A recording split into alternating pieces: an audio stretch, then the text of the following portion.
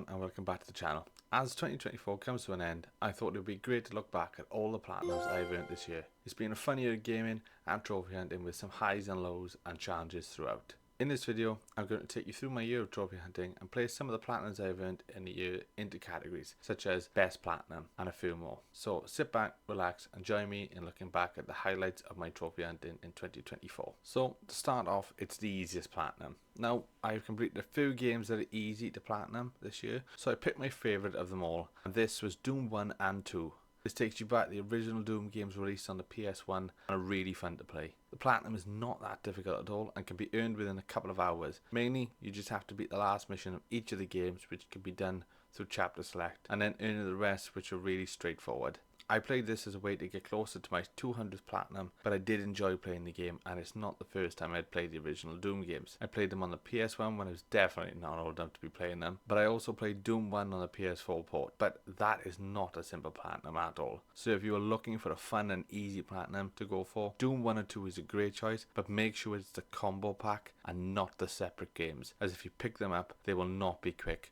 or easy to platinum. Next is the grindiest platinum I've earned in 2024. Gran Turismo 7.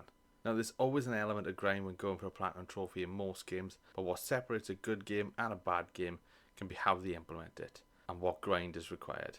This game did not implement it well. There was 50 online races that are always the same 3 races, but due to how they work, whatever race you started would always be the one you could get back into the fastest. So doing the same race over and over again got boring very fast. So to help work through this, I would only do so many a day going on to a different game. But that wasn't the only grind. Once all the online races were done, I still had to earn a lot of coins in the game to purchase the 3 legendary cars needed for the trophy. And this took ages. The most I could earn through 1/2 hour race was a couple 100,000 coins, and these cars were in the millions to purchase. And to top it off, they would only be in the shop for a couple of days, but the spawn was random, so you never knew when they would be in there, or if you missed them when they were, or when they would come back.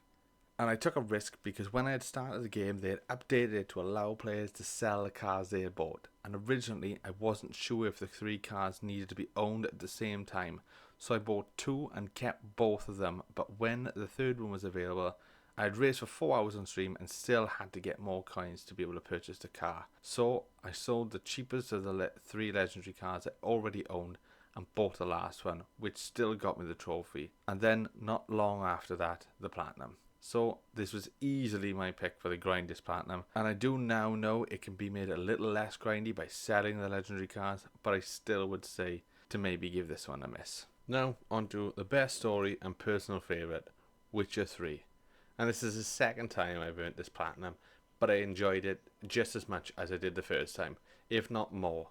And this is because the improvements made to the PS5 version of the game, and my favourite change that they implemented was the hotkey option for using the Witcher's magic. Being able to use all the spells like Igni and Ard on the fly mid-combat without needing to change them in the equipment screen really helped to build the immersion and make you feel like you were a Witcher. It goes without saying that the story of The Witcher is really good. I was gripped from beginning to end, and although there were parts I remember from my first playthrough, there were bits that surprised me again, and anyone that is looking for a game to get lost in when going for the platinum, this is one I would always suggest to anyone that hasn't played it yet. My must play game of the platinums I have earned this year is one of the big releases of the year, Black Myth: Wukong. It is a game that follows the story, a journey to the west, and is a really good game that requires skill, practice, and patience to complete, let alone platinum. I really enjoyed my time with the game on the first playthrough, trying to experience all that the game had to offer, learning the mechanics and movesets of all the variety of bosses that can be encountered throughout the story. But as much as I enjoyed the game, I would say it is a must play for anyone looking for a fun challenge. I didn't enjoy the platinum grind at the end. I do put part of this down to me going for the platinum in the first few weeks of its release, so parts of it was still being worked out and guides written, but due to the number of missable trophies in the game, and something I do mention in my review video for this game, I would just say it's a must play, but the platinum can just be given a miss. My worst platinum of the year has to be Far Cry Primal. I base this decision on the experience rather than the difficulty or trophy requirements. So the plat for Far Cry Primal isn't too difficult. It is rated as 3 out of 10 on PSN profiles, and although the gameplay felt a little bit slow and grindy at parts, that wasn't what made the experience bad. The biggest issue I had was the constant crashing when playing the game. It would regularly crash when loading or traveling across the map. The only reason I could think of as to why this was happening was that I was playing it on the PS5, so the load times were too fast, which caused the crashes. But because of the constant crashing, it meant the platinum was dragged out even longer than it needed to be. So I was really glad to be done with it once I had earned the platinum, and I couldn't delete it from my PlayStation fast enough. So anyone attempting to play this on PS5, don't. Just leave it alone. My hardest platinum of the year was Trials Rising. I'd done a couple of difficult games this year, but the skill level required for Trials I felt was higher than the other games I have done. It's a fairly basic concept of what to do to play the game. You just work your way through the game, earning the medals for each level at the start. It's not too difficult at the beginning, as you just learn the basics of the controls and how the movement works. But as you progress through the levels, they start to get harder and harder, and platforming in games can already be difficult. Then adding the movement and the physics of a bike just add to it. But with practice and patience, the platinum is obtainable, but will definitely test most players, especially those extreme difficulty levels. My rarest platinum of the year, and also my rarest platinum ever earned, is Trackmania Turbo.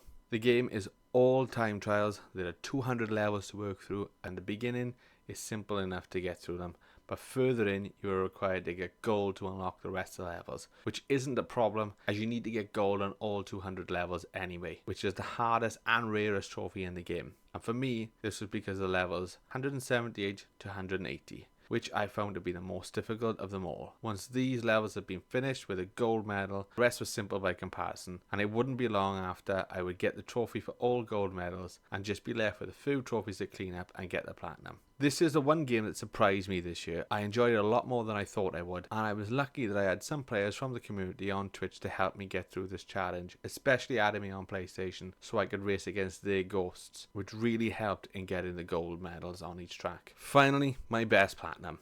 I've earned a few platinums this year, some good, some bad, some easy and some hard. But the platinum I've picked as my best is Sifu. This was a game I had seen a few times and it always intrigued me, so I decided to give it a go this year. I made sure to play it on the original intended difficulty. I've picked this as my best platinum of the year based on how much I enjoyed the experience. I enjoyed all the game. There were a couple of missed trophies to clean up at the end, but nothing that caused too many problems that would ruin the enjoyment I had with it. It was a unique experience with the combat and how the deaths affected the player, and the more you played it, the easier it would be to go through the earlier levels with less deaths, which would then help with the later levels. This is another platinum I would recommend to any trophy hunter, and I would urge you to play it on the original difficulty before the update added an easy mode to it, as that is how the game was meant to be experienced, and it adds a good element of challenge to it.